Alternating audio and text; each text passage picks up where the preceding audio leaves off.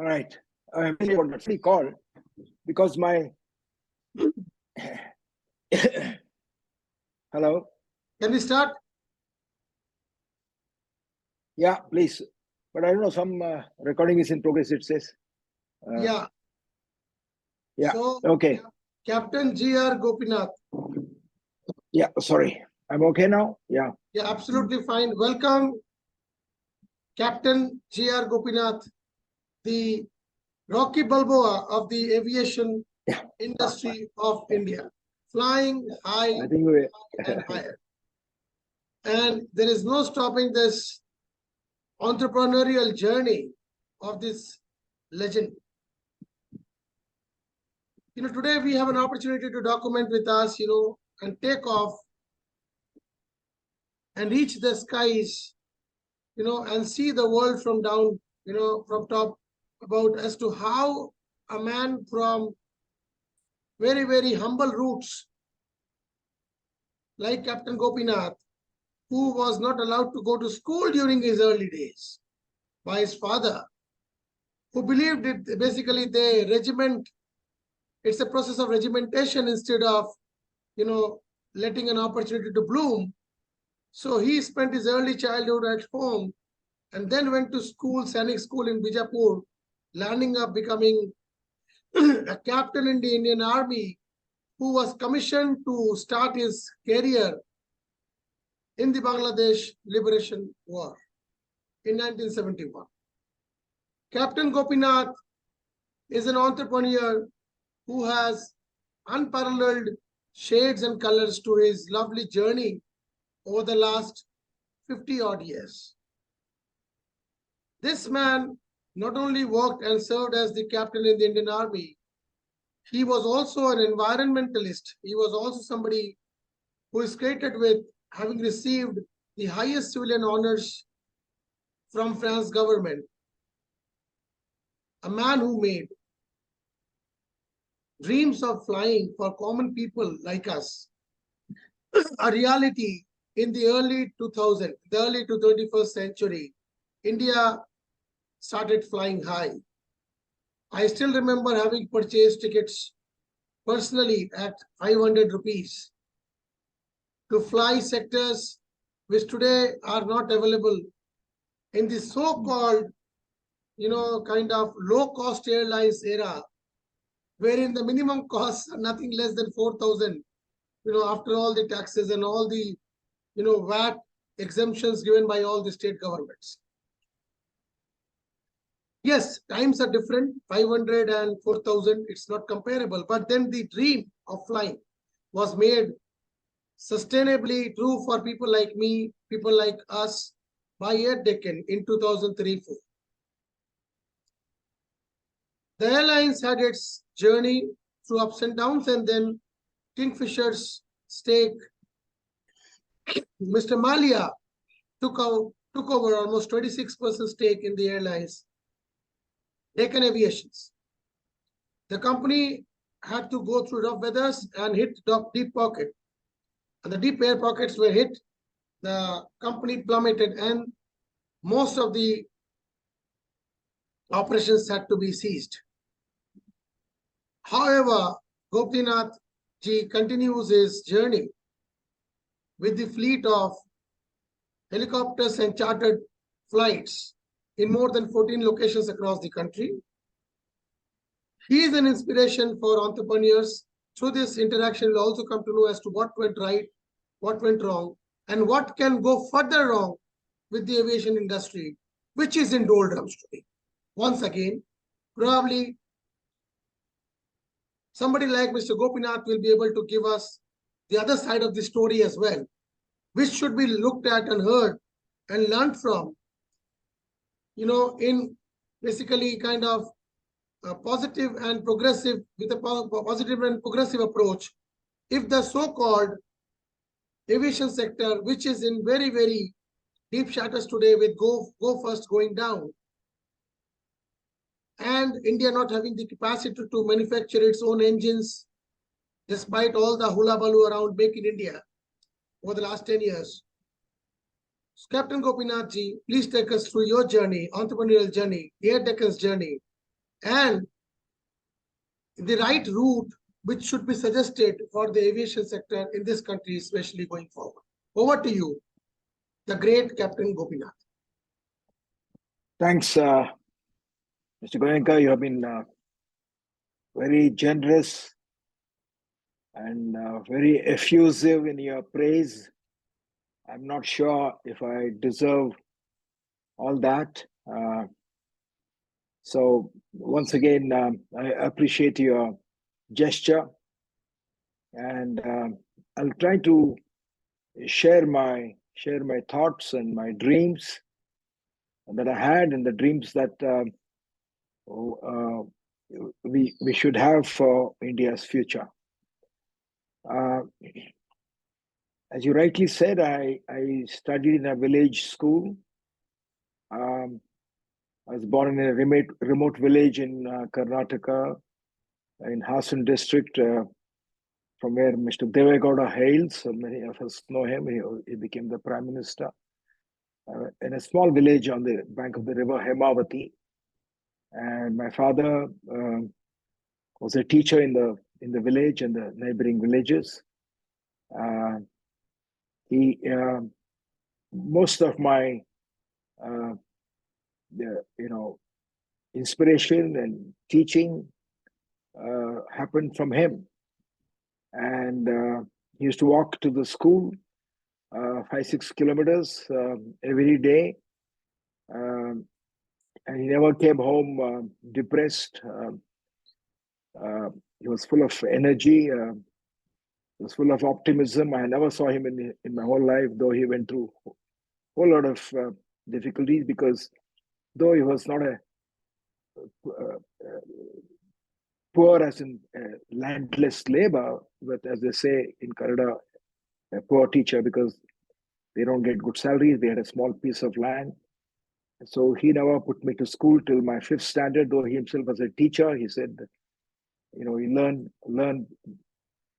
by watching nature, watching people around you, and he taught me a lot of lessons. He took me to the river for swimming, and he never taught us to look and envy the rich people, but always count our blessings and look at the poor, the Dalit people. And he would show me the Harijans. In those days, we called them Harijans, the Dalits, who would work in the fields and sing as they did the harvesting work or the planting and sowing work. And he said that you must learn from them, that they always find joy in their work. And so eventually I went to school at my 5th standard. I went barefoot to a school. It was a Kannada medium school. And I was no different from other boys. We sat on the floor, but we had good teachers. And I tell all this because many times we hear people today always envying others who got political influence, and if they do not achieve success in their exams or in their jobs, they always complain. It's of course good to challenge things, but I don't think we should all the time be in despair all the time. You should be complaining and skeptical that only the rich will have access to jobs or people with political influence. Of course, it'll always be there, but there is always an opportunity. Captain, could you please put your camera a little up, because this is, or put it come forward, because there's a reflection from your face. Yeah, there's a light reflection. Is it better? Light coming from the other side. Probably. Okay. You could come a little forward. Yeah. Is it better? This is better, and your voice is also now better. Can you speak? Yeah, I can speak. Is it better now? But your voice is very feeble. Is your mic on full volume? Yeah, my mic is on full volume. It's on full volume, yeah. Can you hear me now properly? Yeah. Can you now? Yeah. No, again, the camera has gone down. Yeah, this is better. Yeah, stable. Thank you. Continue. Yeah. Yeah. So anyway, so my father, in that sense, gave me all the lessons of life in my younger days, and I took my first exam to the Sainik school in Bijapur, as you mentioned. I I went and failed in my first exam because it was an English medium, and so I came back crying and told my headmaster, and he said, "What happened?" He said, "I couldn't understand the paper because it was in English, and I studied in a Kannada medium school. All the science paper was in English, and I had studied in Kannada, and therefore he, he wrote a letter to the defense ministry sitting in that village, in the remote village, in a postcard, and sent a letter to the defense ministry, which I learned later, and telling the government that how can you insult people from rural areas by equating English with intelligence? English is another language. If you want people from rural areas, you must give the exam in their native language. And somebody in Delhi saw that, and they sent a letter saying they will hold one more exam in Kannada. And that's how I went a second time and I passed the exam. Uh, and that was my first lesson, that you should never accept no for an answer. You should always challenge existing habits or existing ideologies, and question things and not accept it blindly. And this is the first lesson for my headmaster.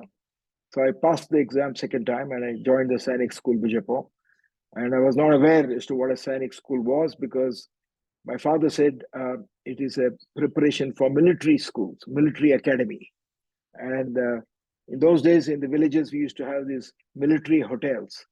And I asked my father, what is a military hotel? And he said, then that's where they serve non-vegetarian food, because the military serves non-vegetarian food. Even today in rural Karnataka, you can find military hotel.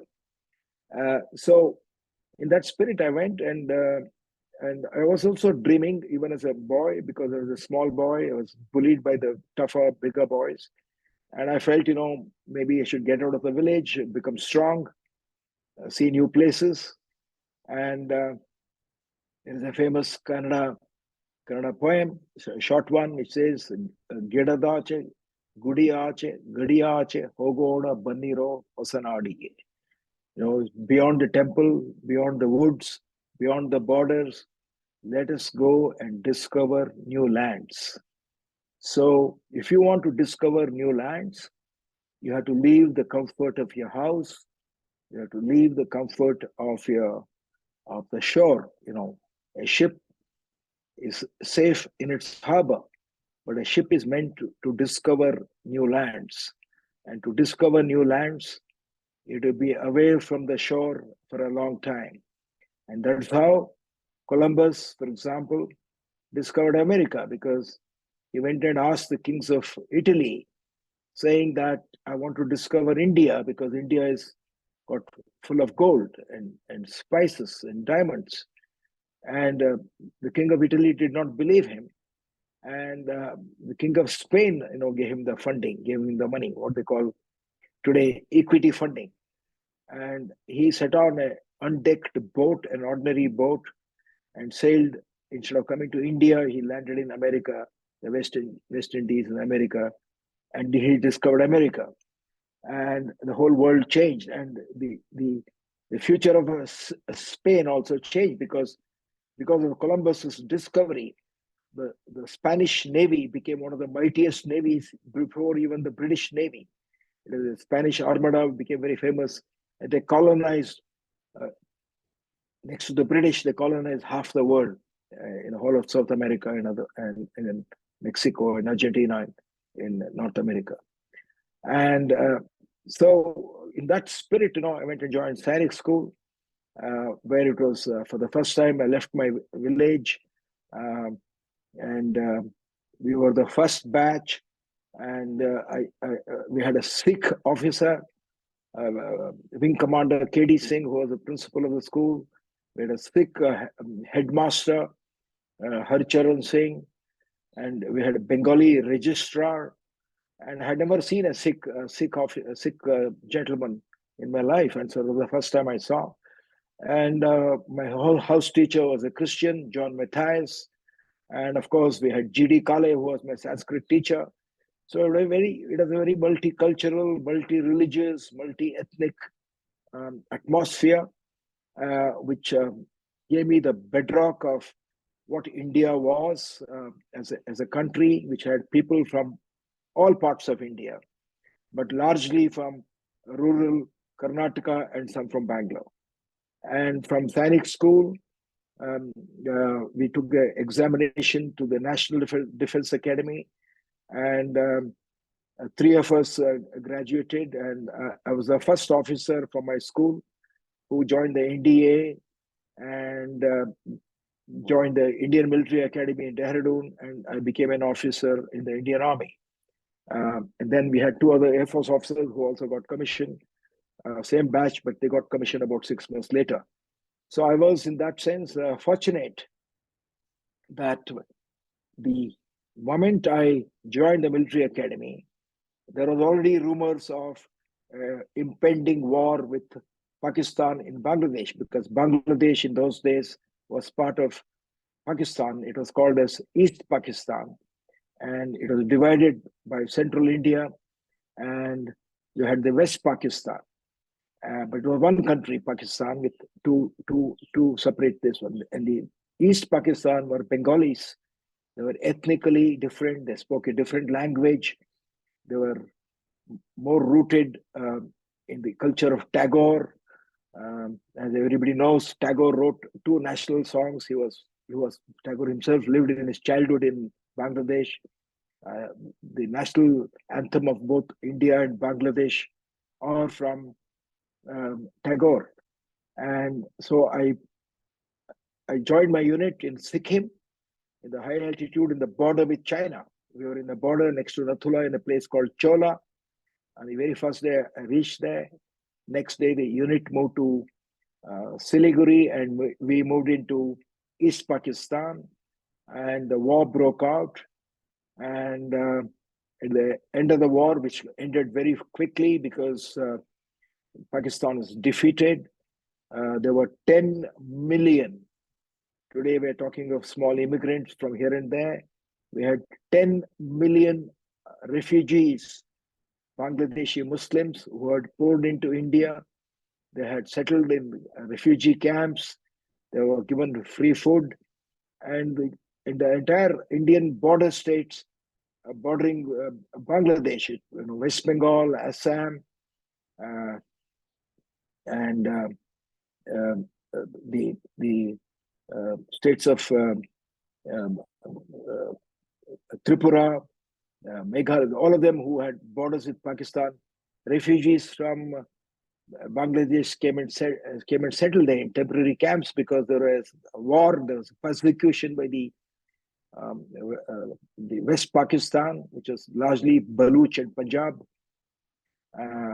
and it was a military rule, and we had a local support, and the war was won, and I was in Dinajpur and Rangpur along with my unit, and a war is not a good lesson for anybody because people die, innocent people suffer, there's a lot of destruction, and war is a curse of mankind. And many times, wars are fought because of political decisions and misunderstanding, and it affected everybody because people die, and people who are left widowed and orphaned, and on both sides, on all sides. Anyway, the war ended, and I moved back to Sikkim, the border on the Chola. I was there for 18 months on the high altitude area in the border with China. And then I was in Bhutan for some time. And I served in Kashmir. Then I served in Rajasthan for a short time, and then in Kerala, in the Southern Brigade. And I got a bit injured during uh, uh, my training in Kashmir. And then finally, at the end of 8 years, I left the army. I left the army um, uh, not because I was unhappy with the army. It was just that I think I had the most glorious life in the army. It was very secular, very patriotic, but very secular. And I had great commanders from whom I learned, and I felt somehow that I had 8 years of training, 8 years of army life, 16 years, and I wanted to do something on my own. And my parents were getting old, and I thought I'll take to farming, and I wanted to come back. At that time, I was not sure what I wanted to do, except I thought I must leave the government job, leave the protection and security of a job, and do something. And I never for a moment doubted my own abilities. I said if someone has received an education from Sainik School and National Defense Academy, Indian Military Academy, and 8 years of army life, if I can't make a living, no one can make a living. And so, with that optimism and with 6,000 odd rupees, I came back to my village. And there, they had built a dam across the river, Hemavati, and we had lost most of the lands in the family. And the government, as it always happens, when dams are built, 60 villages, including um, our lands, but not our village, 60 villages were submerged. And a lot of people became overnight refugees in their own land because the government took away the land, and they also took away the houses. So whenever corporate companies or governments um, acquire land for a purpose of building the nation, they should not forget that you are going to make a lot of people landless and homeless. Taking away the land of a farmer is like taking away the child from the mother. And they all become refugees because the government money that is given does not reach the farmer directly. Many times it goes through middlemen, and compensation is low. It is not given in one time. And if they give a compensation in those days of 10,000 rupees for a mud house, you can't build a house for 10,000 rupees. You can live there, continue to live there for 100 years by minor repairs. But moment you destroy that house or submerge the house in water, you can't build a new house for 5,000 or 10,000. So most farmers end up as laborers, landless laborers, and that's how they end up in cities. And I think same thing happens when you acquire forests for mining. Um, so companies which acquire land had to be very empathetic to understand how we can uproot the lives of thousands and thousands of people. So I went into that kind of atmosphere, and I took an army tent. I had a Dalit boy with me. I took a government dog, and I went and pitched. I had an army rifle with me. Um, I went and pitched a tent uh, in the remote lands which was allotted to my family. It was a very barren land. Uh, it had no connection for electricity, water, or road. So I went and lived on the land. And like all farmers, I got into debt, and I fortunately came out of debt. I also understood how farmers, get trapped into this debt trap between the merchant who supplies the seeds, he supplies the chemical manure, he supplies the pesticides, he also buys your harvest, and he charges you interest. So the merchant makes money on the interest that he gives you. He makes money when he sells you seeds. He makes money when he buys your crop. And he buys the crop usually at a lower rate because you already borrowed money from him. It's very difficult for them to get out.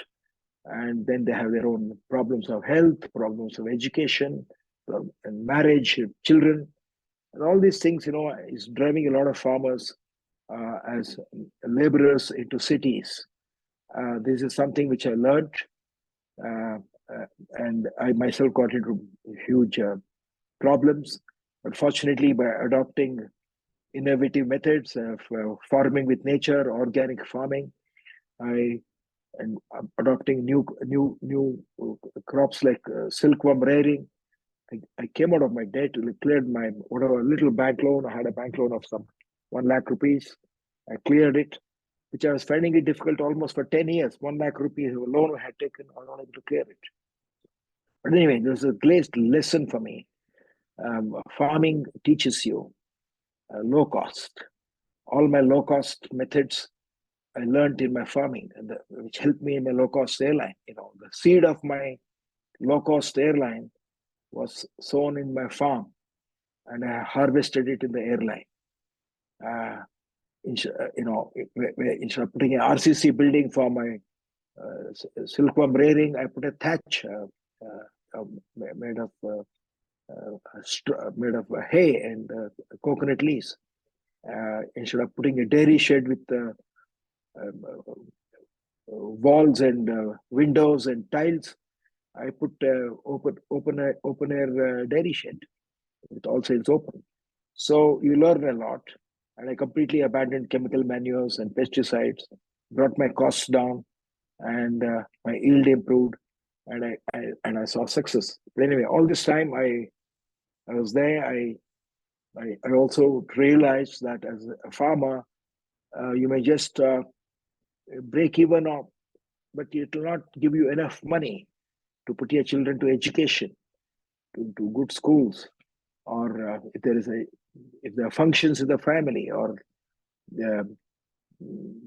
I couldn't buy even a motorcycle or a car. So I said that I must do other things, and then I did set up various small companies.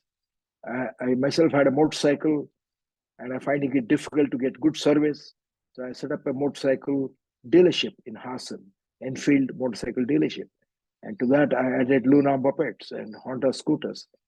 And I had 8 branches. I had a branch in Hassan, in Chikmagalur, and in all the taluk headquarters. And for the first time, I realized that it was a great joy to create jobs.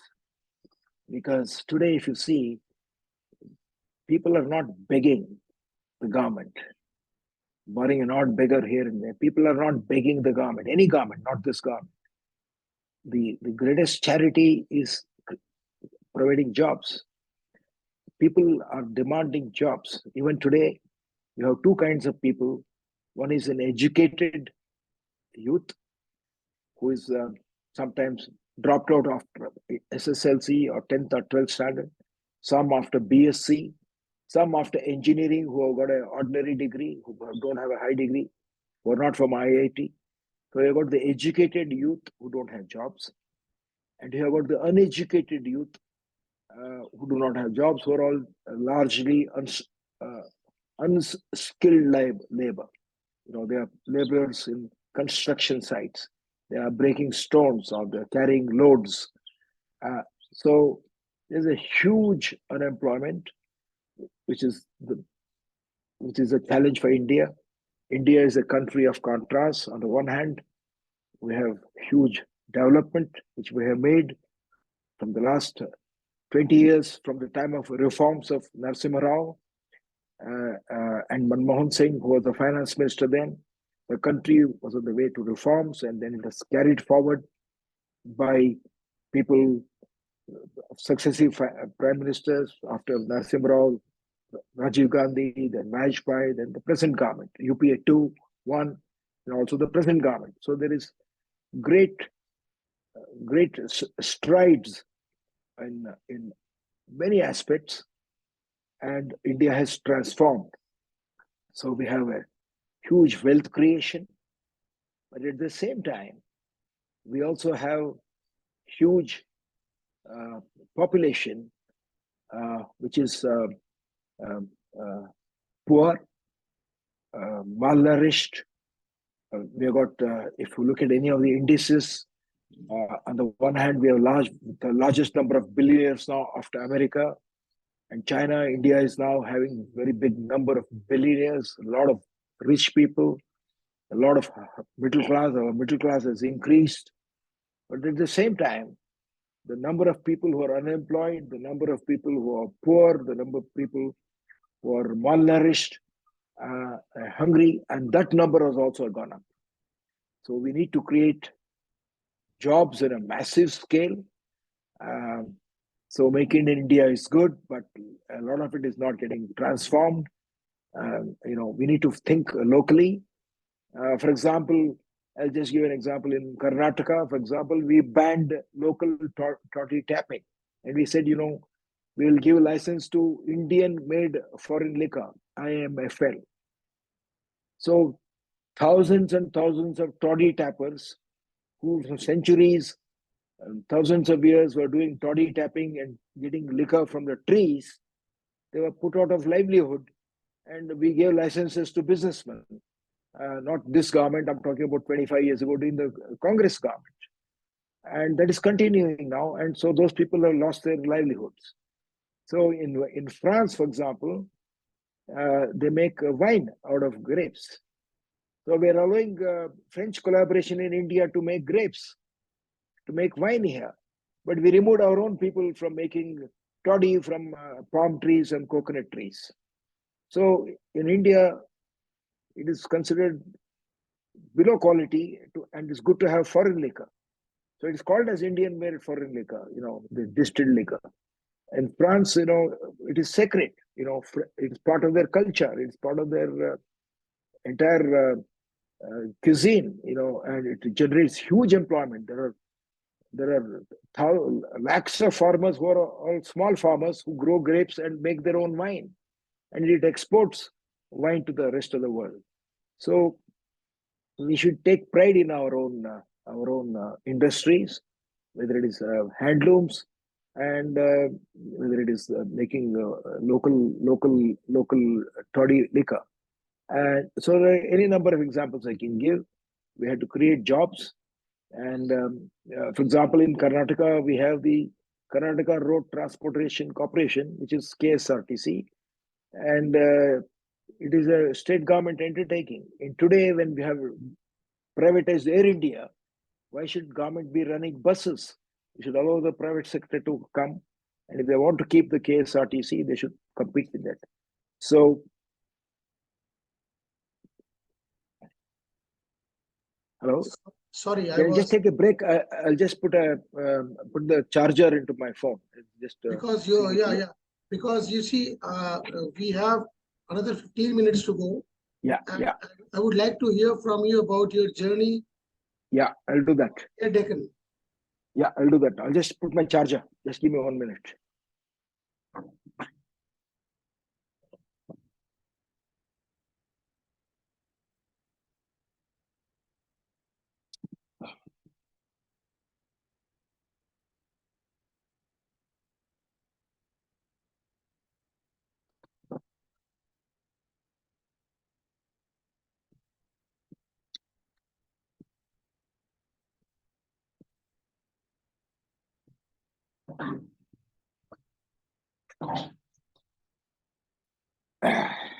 Sorry about this.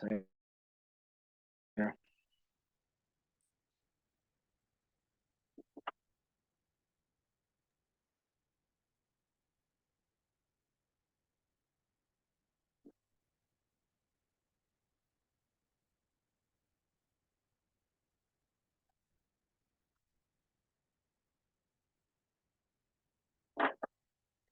Yeah, fine. So the reason why I'm telling some of these things is that all of us who want to become entrepreneurs, we must have 3-4 qualities which are essential to become entrepreneurs. One is, you have to have dreams. You have to have big dreams. As the German poet Goethe said, you have to dare to dream and begin it. We all dream, but we do not begin.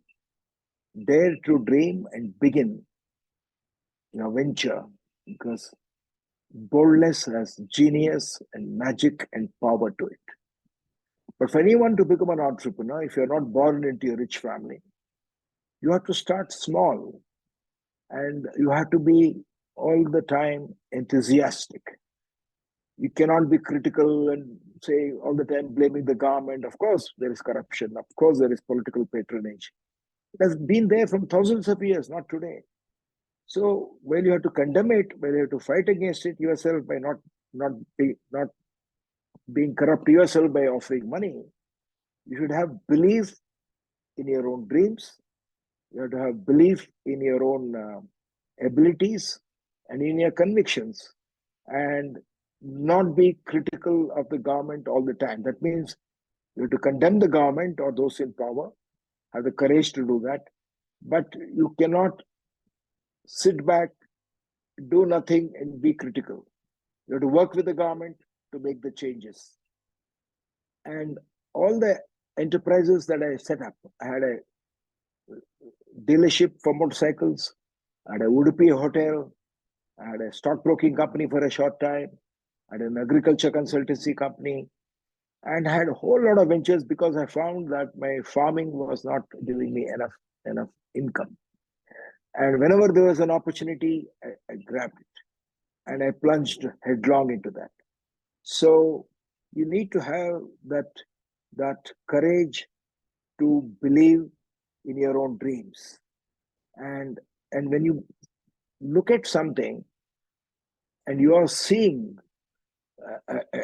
or visualizing a dream, you have to have that conviction of listening to your heart, or listening to that. One thing I have in mind, because we're hearing about all these things. With no financial backup, with not having been born in a very rich and affluent family, not having an Ambani tag behind you, I mean, rather than focusing on particular one or two ventures or probably one venture, you went around fishing into so many, deep ponds, and then was it the right strategy? And would you suggest, jack of all, master of none kind of an approach? No, I'm not saying. First thing I want to say is that, many people even now come to me and they write to me saying that, Captain, I have this, people from IIT and International Management, engineering graduates. Many people write to me all the time after my book, was published and also got made into a movie. A lot of people write to me asking, I want to start this venture. Can you let me know whether it's a great idea? And I always tell them, someone said vision is the art of seeing the invisible. Vision means seeing, but it is the art of seeing the invisible. And what is the invisible? The future. So you are seeing something which Ambani is not seeing, or which Narayan Murthy of Infosys is not seeing. You are seeing it. So there's no point going and asking 10 people, asking, should I do this venture? Because if you believe in that venture, you don't start asking, you start doing it.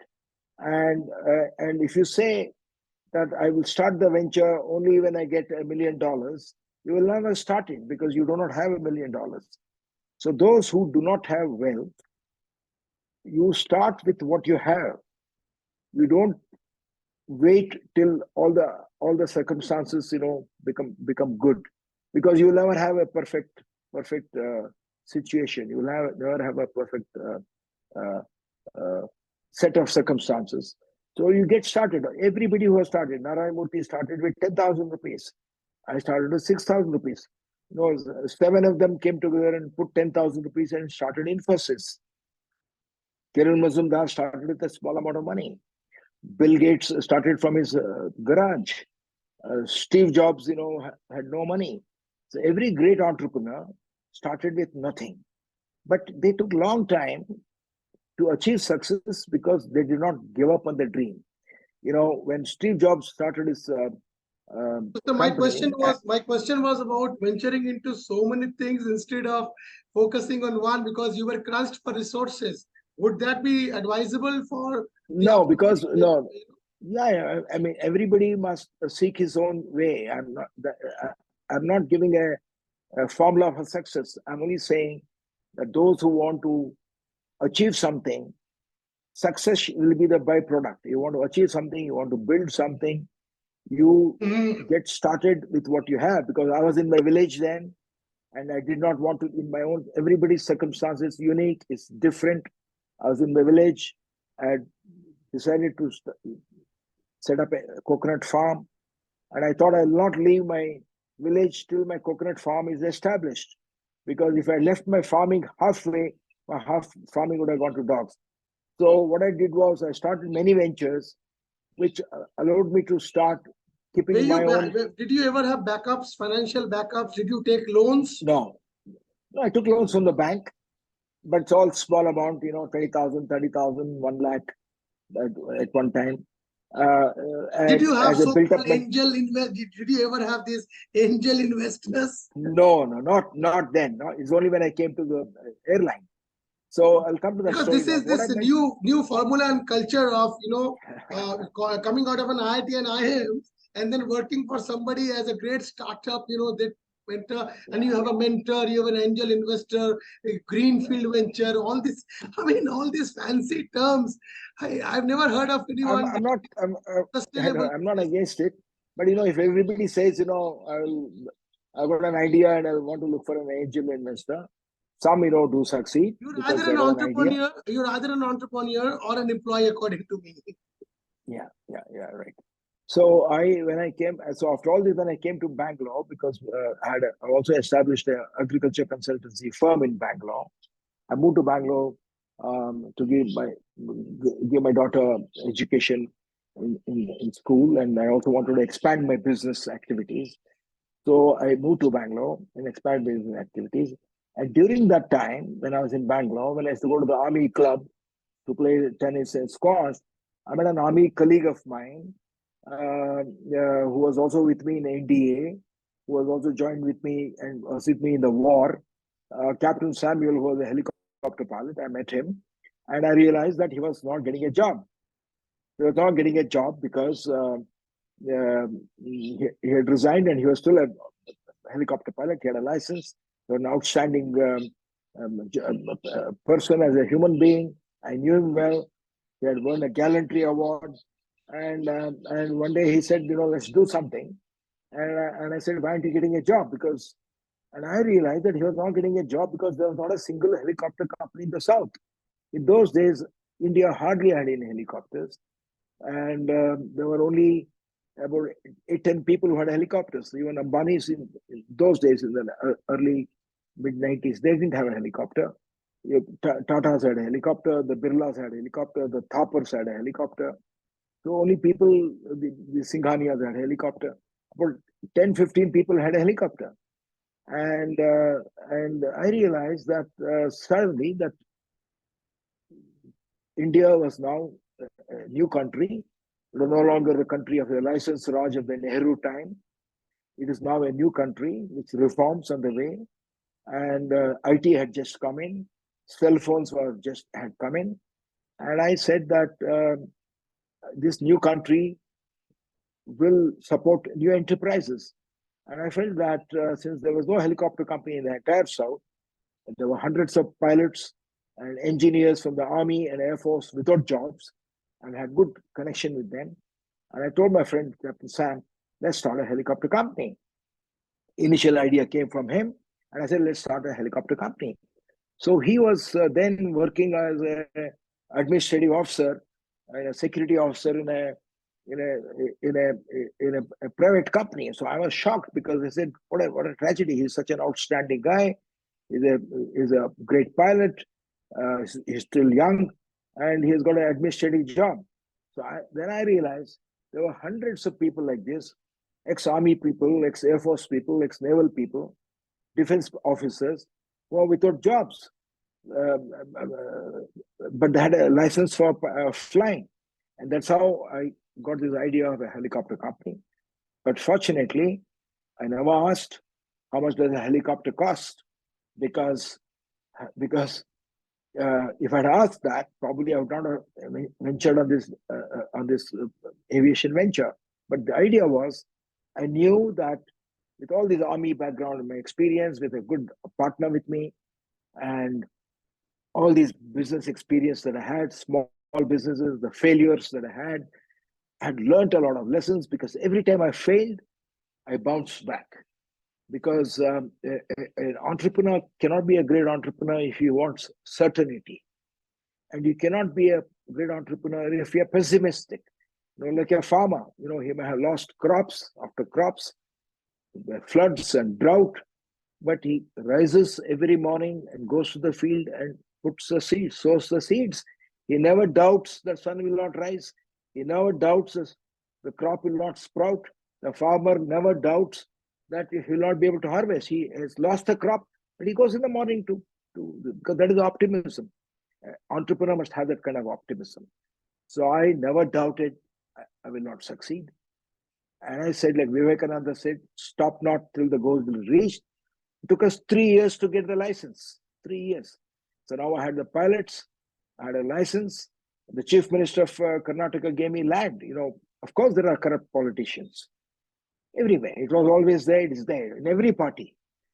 But fortunately for me, that time it was the Janata Party of the old Janata Party of Karnataka.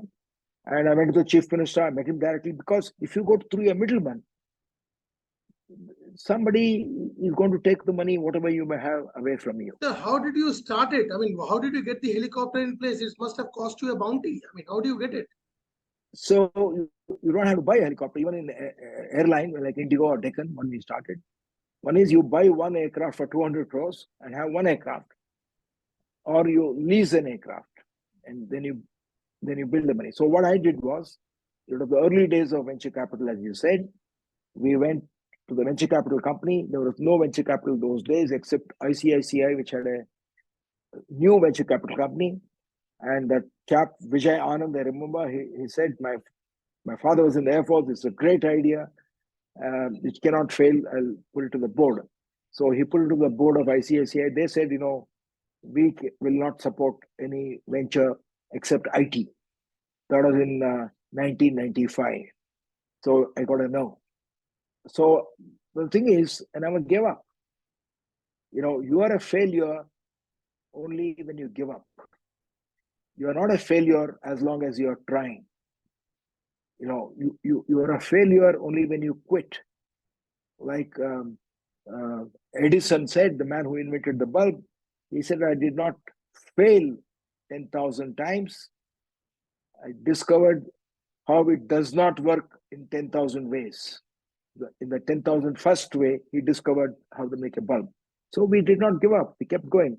And one day, a person who was not a venture capitalist, but heard my story, whom I was introduced to by my chartered accountant, who heard my story, and I said, I want to start a helicopter company. And he said, हमारा पास पैसा है, पर हमको इज्जत चाहिए, इज्जत.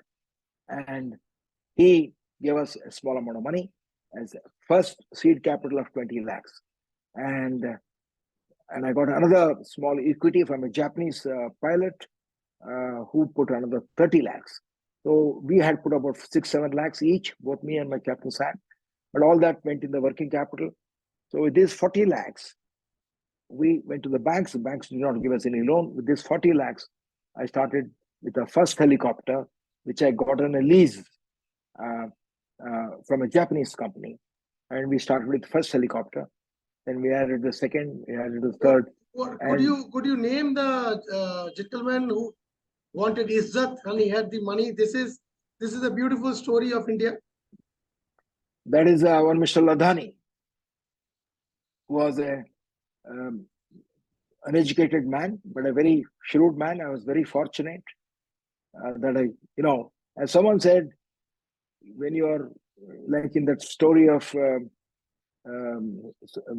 Sudarshan Chakra, when he gets the crocodile catches the leg of the elephant is saved by the Sudarshan Chakra. And like in the Mahabharat, Draupadi is ultimately saved because her prayers are answered. So if 10 doors shuts, 11th will always open. The harder you work, the bolder you are, and if you don't give up, somebody will open the door. So, but he came as an equity partner, and he gave, I think, 20 lakhs, and that's and the Japanese guy, he gave I think 30 or 40 lakhs, and we started with a helicopter, with one helicopter. But what I'm saying is that I'm not saying anybody should do what I did, but everybody should. The message I'm giving is that you should be passionate about your dreams. You should discover your own dreams and you should blaze your own trail. You can be inspired by others, but don't try to become them because you know you are seeing something, you're in a different time, different circumstances, different country, you're in different industry. So, but the fundamental truth is that you have to believe in your dream, you have to work hard, you have to be committed to your dream, and you don't give up, and you will you will always reach your goal. And when someone asked Sam Walton, "What are the secret to your success?" he said, "You must know where you want to go and keep going. Don't stop."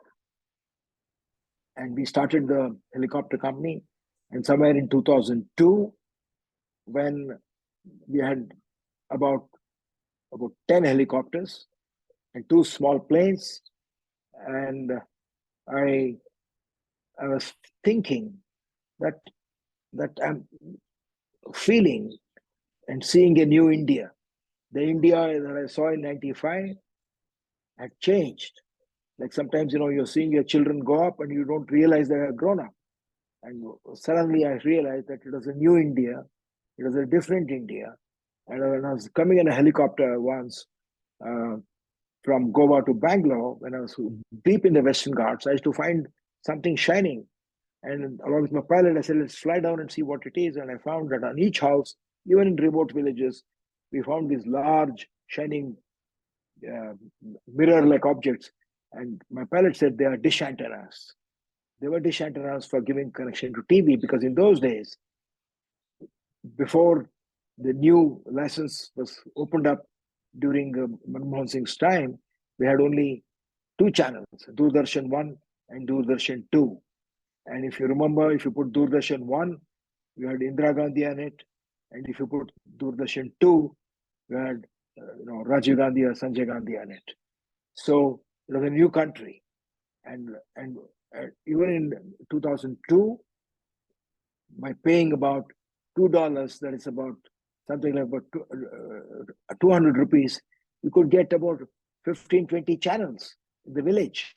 You had 24 by 7 um, news channels, you had music channels, you had movie channels, which had just started. And what were they showing at that time? They were showing in between the shows, they were showing advertisements to buy a Hero Honda, to buy a Maruti, to buy a shampoo, to buy Fair and Lovely cream, to buy Cowgate toothpaste, because in the villages people were not buying these things. They started buying. So the villagers were becoming aspirational. They had the same aspirations in the small towns, in Jalandhar, in smaller towns of India and in the cities. Then I realized that these people were buying everything, but they were not buying air tickets. They were not even dreaming of buying an air ticket. You know, there were no advertisement in the newspapers or the TVs to buy air tickets. And I said, how can I make the common people fly? Because I remember in those days, Chandrababu Naidu, S.M. Krishna, would tell me, why don't you connect your helicopter to these small towns like Rajamandri, like Vijayawada? And I said, no, it will not work. A helicopter is too costly. And then when I was in the USA on a flight, I found a person sitting next to me in bunions with tattoos, eating a burger. And I said, what do you do? And he said he was a carpenter. So I came back. I said, my God, I said, if a carpenter can fly in America, Why should we not have our mechanics, our nurses fly? Because many times a nurse or a mechanic is more important than an IAS officer or any other officer flying the plane, because if an IAS officer can go in the next flight, it's okay. But if the mechanic can go on time, can the fact back. And I said, I must start a low-cost airline. And the same Mr. Ladhani gave me a loan of 5 crores. And I told him I want to start a low-cost airline because today the fare between Bangalore, Delhi, in those days, there were only 2 airlines, private, Sahara and Jet Airways. Sahara was small, but he didn't need an airline. Jet Airways was the other airline. Third was Air India. But there was a cartel there between Jet and Air India. In fact, Air India's prices rumor was that Air India's prices were fixed by Jet Airways. So all tickets, Bangalore, Delhi was 12,500. If Air India was 12,500, Jet would be 12,200. The airplanes were going at 50%, 45% every day. And I said, other 50% must be filled up. Even if you get 500 rupees in 5 tickets, but if you multiply it into 6 flights a day on 1 aircraft, 6 flights a day, it becomes 1 crore in the end of the month. At the end of the year, it becomes 12 crores at 500 rupees, because it was anyway going empty. And that's how this idea came to me. Then I got this initial angel investor, but who was not an angel investor, but in a very rural way, in a very informal way, he became an angel investor because he understood the concept. And he said, sitting next to me in a flight, instead of sitting like this, stretching my legs and paying 12,000, I can sit like this and pay 3,000 rupees and go to Delhi. So with 5 crores, I started. And then, I got 5 old aircrafts on lease. And then I got, of course, venture capital of 200 crores from a venture capital company. And at the time when we gave the airline to Malia, we had 48 aircraft. I had 25 Airbus and 23 ATRs. And Deccan became the largest airline in India. It had the largest network. It had going to 69 cities. And 2 things I did. One was the low fares, 1 rupee, 500 rupees. The other one was connecting the unconnected parts of India. Because I said we had to compete with the trains and not with the other airlines. Only when you compete with the trains, you will continue to get an inexhaustible customer pipeline. So when you want to compete with the trains, you have to control your costs, Captain to Gopinath, innovate. Captain Gopinath. So we said, Captain people Gopinath. from Sir, your camera has gone up. Yeah, go ahead. Your camera has gone up. Put it a little down. Little more, sir. Yeah, this is fine. Okay, Captain Gopinath, we've got eight more minutes with us. I have a few important observations to discuss with you. Can I do that? Yeah. You see, your Please journey, do. Deccan, we all know the greatness about it. We all know the greatness about Air Deccan, the greatness about the low-cost airlines, the opportunities, everything. The issue is you connected 69 cities. You were flying with low cost up to rupee 1 also. We had tickets being booked. All that is great. You had a very amazing journey as an entrepreneur, and then you had this collaboration with Malia, the joint venture, the stakes. I mean, what went wrong with Deccan? That is something which, that is one thing that I would like you to probably throw some light upon. Because we all miss it today. What went wrong with it? And why did it go wrong? Yeah. I think a couple of things happened. One was that when we started, the aviation fuel was 20 rupees a liter. And $20 a barrel, and the aviation fuel went up to $157 a barrel. So the price went up, by a huge, it went up by about 4 times from whatever price we were paying. The aviation prices went up across the world because of the oil prices that went up, and that created a huge crisis. So the prices of the tickets went up, even though I continued to give the 1 rupee, 500 rupee ticket. It was not because of that, because the average price, when I was giving, even in the beginning, when I was giving 1 rupee and 500 rupee, 1,000 rupee ticket, the idea was that we must get an average of 4,000 rupees to 5,000 rupees, depending on the sector, on all the 180 seats. But we also had, at the same time, about 6 other airlines which came into the market, in addition to the 3. And I think the number of people who could afford air travel at that time, that number was not large enough to fill the planes at that even at that 5,000 rupees. The purchasing power of people was not there to fill all the planes of SpiceJet. There was another Prime Air. There was, of course, Air India and Jet Airways and Sahara. Then there was Kingfisher. Then there was Indigo. Then there was Go Air. All these airlines came at the same time, one after the other, one after the other. And the price. So all airlines were losing money, including Deccan. And the airports were congested. We had lack of pilots. We had lack of engineers. We had no parking space in airports. And we had a whole lot of these kind of issues. And we started losing money. And I felt that in one meeting, one shareholder asked me, and one of the investors who had put money, he asked me, says, Captain, this is the time for you to bring in new investors, not Malia, anybody, new investor, so that you are well funded and we don't lose our money, because we can go bankrupt. And a lot of airlines were going bankrupt. You know what later on happened to all these companies. They thought they were rich, but they can go bankrupt very fast. In airline, I used to say my check was flying faster than the planes. So, and in one shareholder meeting, one ordinary man who had retired said, I retired from my job. I have put my savings in your share prices. When is the share price going to go up? And I felt, because an entrepreneur, you're always very close to your baby. You do not want to let go because your ego is involved. You're controlling the company. It's a glamorous job to hold on to an airline.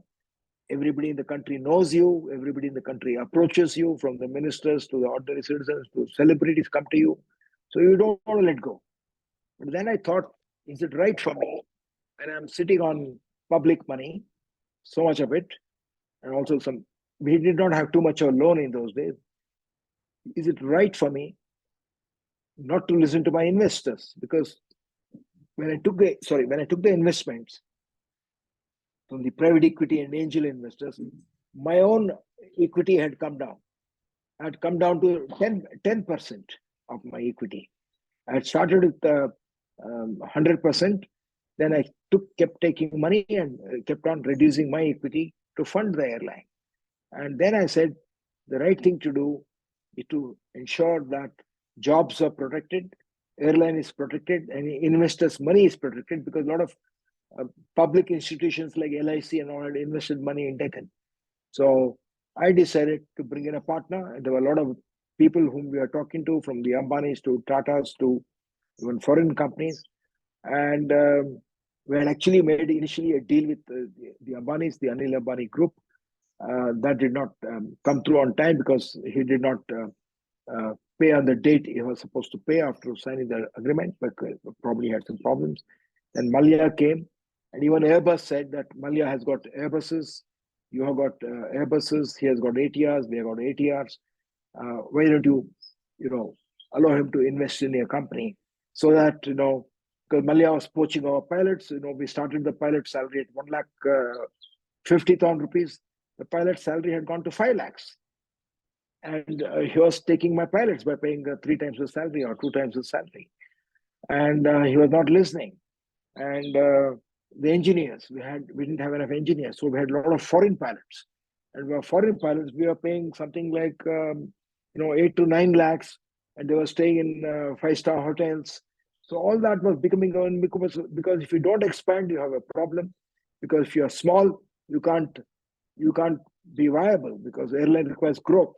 If there's no growth, you can't survive in a business. So we had huge pressure because we need to get foreign pilots, and foreign pilots were very costly, and they had to go back. We had to give them airfare to go back. We had to put them in 5-star hotels. All that put a lot of pressure, and airports. We had no parking space in the airports.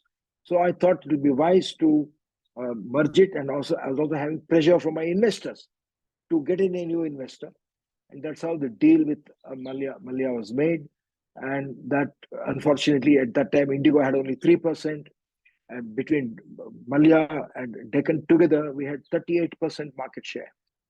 We were the largest airline and biggest network. But unfortunately, Malia changed the low-cost model to the high-cost model. And when that happened, it began to come down. So I had a big fight with Malia. He did not rob me of money. He did not cheat me of money, but I think he cheated me of my dreams, of my own baby, which was getting destroyed. We had big fights in the board meeting, and he was not listening. He believed his model was better, and he changed the model to a full service model. Indigo was losing money, Spice was losing money at that time. And but he did not listen. He said, I have enough wealth. He believed that enough wealth from the liquor business can save the airline. But he realized that once he merged both the companies, changed all the branding, made it full cost luxury airline, the occupancy went down, and the other low cost airlines went up. So in that sense, my dream lives on, as you said, I think initially.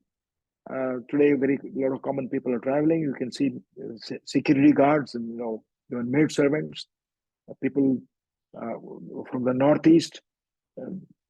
So in They're this all era now even. of crisis, and what I learned from you, what we learned from you is that this is it's a catch-22 situation wherein if you lower your cost, you cannot survive. If you increase your cost, there is so much of competition, and new airlines keep coming up, keep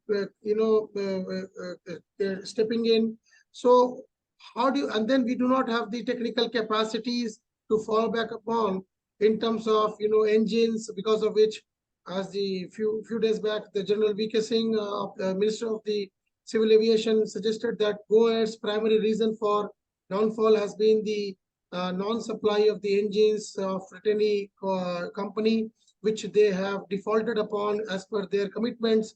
Henceforth, what is the way in which the aviation sector and the airlines, I mean, yes, today we have more people shelling out money for flying. Airports are packed. We have brilliant infrastructure coming up. We have more and more people flying. There are low cost tickets available in advance. So with all that in mind, what is the future? If you have to suggest 3-4 steps for the aviation, for the government of India, what would be those suggestions? We would like to end on that note. Yeah, one is the low cost.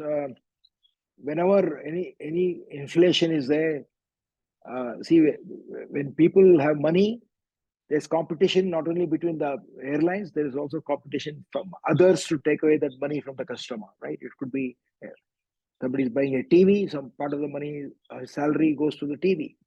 Part of his money goes when he buys a house, when he for hotel, for children's education, for hospitals. So there's competition for the limited amount of money that any individual has, not just between airlines. So the answer to all that is that you need to enlarge the consumer base. The consumer base has to get enlarged. Otherwise, you're only taking now, for example, Indigo has grown, but it has grown at the cost of the fall of Kingfisher. It grew at the fall of Air India. Air India was not growing because the economy is growing. But the growth of aviation is not in keeping with the growth in the rest of the world. For example, in the Europe, in Norway, for example, they have a population of 4 million. 20 million people travel by air. They travel 4 times a month. Yeah. In India, even today, only about, going by the government figures, pre-COVID figures, because we have still not touched the pre-COVID figures, only about 230 million people buy air tickets. There are not 230 million different people. There are 230 million tickets. That means some people travel 5 times a year, some people travel twice a year, some people travel once a year. So the actual number of people, what they call is the bums on seats in a slang, the people on seats, they're not different people. There's about 50 million people traveling 3-4 times a year. So this is less than 3% of India's population who is accessing air travel. About 20 million are traveling by train and bus even today, or more than 80 million is train only, and another 18 million must be bus on a daily basis. So the penetration of air travel even today is very, very, very low. 96% of the people are not able to travel by air. So therefore, low cost will never lose. It's like a Udupi hotel or a dhaba, or like the McDonald's. The McDonald's will never have recession because it is always at a low cost. But of course, even in low cost, if you don't manage it correctly, if you don't manage the costs, if you don't manage with focus, if there's not sufficient occupancy, when there is a sudden splurge, there could be a problem. You said that what I want Kingfisher, people like Kingfisher succumbed to because of people like Indigo. I mean, Kingfisher was splurging. How do you blame Indigo for that? I'm not blaming Indigo. I'm saying that Indigo benefited from the fall of, Indigo benefited from the collapse of Kingfisher. The people from Kingfisher went to Indigo. So Indigo benefited. I'm not blaming Indigo. No, Air Deccan had not much. Then what is the recipe? Because we are The recipe is only the enlarging the base means you need to offer lower tickets. No. What is the base? One is the airlines themselves must be very, very cost conscious. They have to innovate, because innovation is a continuous process. When I say innovation, cost comes down. One is by the cost culture, right? We don't waste anything. The other cost cutting comes by innovation. For example, when I started giving tickets on the internet as against to travel agent, that brought down the cost by 20%, because you eliminated all middlemen, right? When I removed all the food and other things, it brought down the cost by another 10%, because the aircraft then doesn't have to wait for the food. You're giving all dry snacks, so then the aircraft weight comes down. When the aircraft weight comes down, the fuel consumption is better. You'll get better fuel because the aircraft weight comes down. Don't put newspapers on the thing and make the aircraft heavy. Don't put television, make it heavy. Don't put comfortable seats, so comfortable the aircraft becomes heavy. So you have to cut costs everywhere. And a lot of it is innovation along with culture of cost cutting. But also there is a big role for the government, for example. Firstly, airports are a very key infrastructure. All the major cities of the world, they have 3 to 4 airports, and people can choose the airport. In India, unfortunately, we have created, not from this government, the previous government, we created monopoly airports. A public sector is inefficient, bad in service, but a private sector monopoly can become a monster. If somebody says it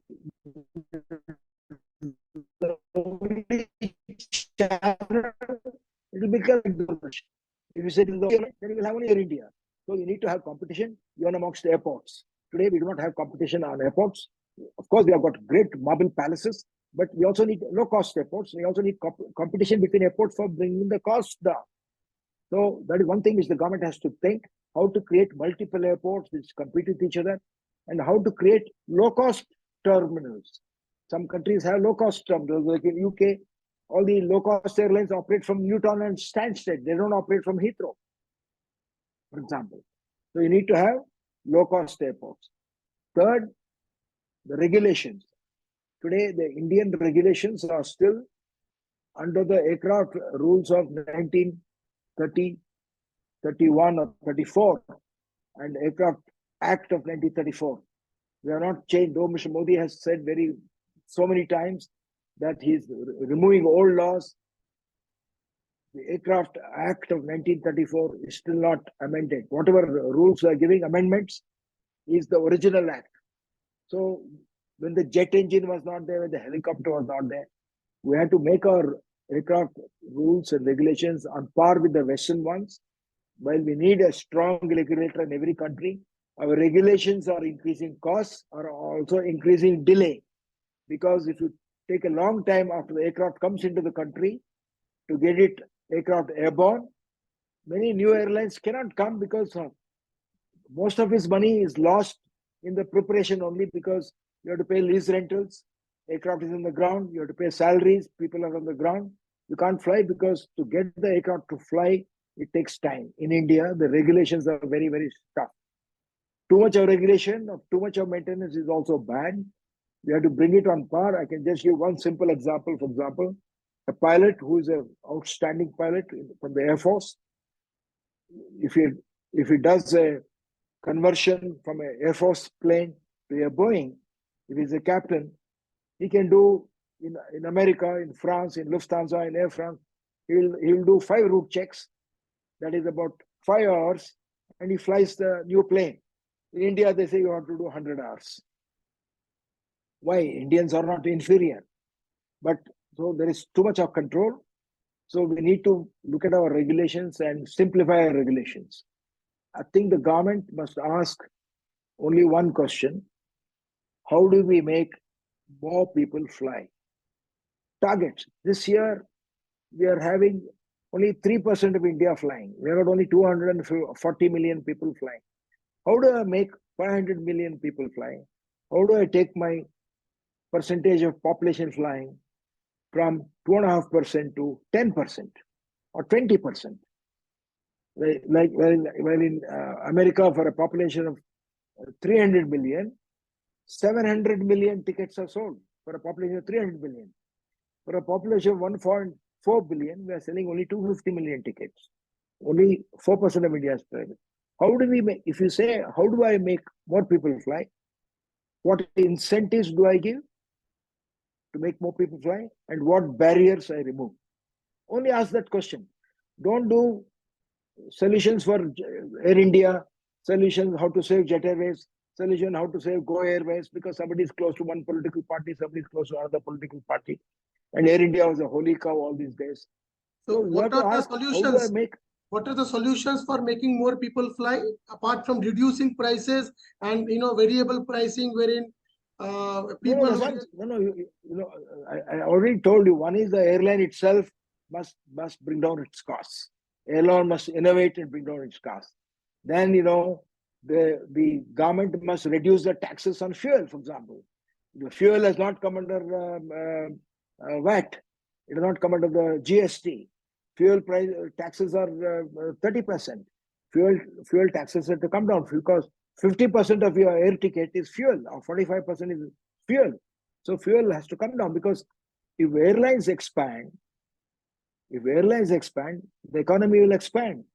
Airlines are integral to the economy, along with road and railways and shipping. Airlines have to expand, but airline has one more benefit. It will integrate the country. It will subsume geography. It will integrate the country. So the private sector has a role. There has to be more competition in airports, because airports compete, then the prices will come down. Then our regulations have to be reformed. But I think if the government itself asks, what do I need to do more people to fly? What do I do to make more people fly? It will give you the answers. Don't ask, how do I save Jet Airways? How do I save Go Air? How do I make more people fly? it will also already give you the answers. Then that will say, give these incentives and give these, like what they're doing for solar Finally, now. They're saying if you Captain give me this. Gopinath, finally, sir, last interaction with you, because we are in the paucity and we reach almost to 1.5 hours now. It is Air India goes back to Tata. The Maharaja, goes back to the Tatas. So, do you think that this has been a very good decision by the government? The government, see, it was government which nationalized during Nehru's time. Air India belonged to Tata's. So government, Nehru nationalized it. Nehru should not have nationalized it. It was the first mistake he made. He should have allowed other airlines to compete with Tata's, or the government could have started its own airline. He should not have taken away Tata's. But after having taken away Tata's, the government now cannot give it back, even if it wants to. It has to go through a bid process, and Tata's won it. Whether it is a good decision that Tata's did, firstly, it is an emotionally good decision because it was always belonged to the family silver. It has gone back to Tata's. Whether it is a good decision or bad decision, time will tell. But I think probably the Tatas need not have taken Air India because they already had two airlines. And the Air India today is not the Air India it was. So now already they were having Air Asia, which is losing money. Vistara was losing money. Now they've taken Air India Express, then Air India. And now there are about 4 airlines with 4 CEOs and 4 boards. They are trying to merge it. It's a very challenging task. But I'm sure Tata's are very capable people. They've got deep pockets and deep management depth, great management depth. So they should be able to do a good job of it. But I think it's good to have Tata's as a challenge to Indigo. Otherwise, Indigo will become monopoly. We cannot have monopoly either in the airlines or in the airports.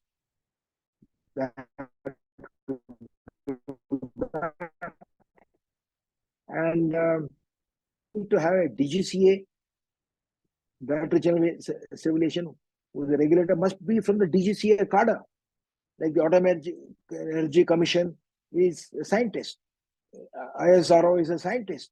We cannot have an IAS officer as a DGCA because he's there for 3 years and probably he's there. He was before coming. He was in the UP or Bihar or Karnataka. Who would you recommend? Who would you recommend as a DGCA?